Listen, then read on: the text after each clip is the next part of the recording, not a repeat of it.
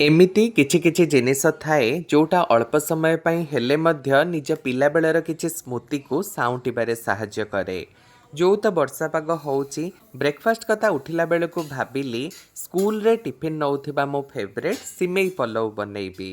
सत कहिबी थरे जदि सिमेई पलौ आपणक पाटिरे बाजिला बाकी सबु जिनिस या सामने आपणकू फिका लागिबो। अच्छा केमिति बनइबे प्रथमे सिमेई को अल्प भाजी थंडा करि नेबे। तेलरे टिके काजू चिनाबादाम सोरिष आ बुट डाली पकेला परे कटा हेतिबा पियाज कटा अदा कंचा लंका भूसरंग पत्र टमाटो देई अल्प लुण हलदी देई भाजी नेबे। टिके पानी देई फुटेला परे भजा हेतिबा सिमेई को पकेई आउ किछि समय फुटेई नेबे। शेषरे टिके धनिया पत्र पकेला परे भलरे गोळेई देबे। बास वर्षा पाग पई रेडी हेई जिवो आम खास सिमेई पलौ।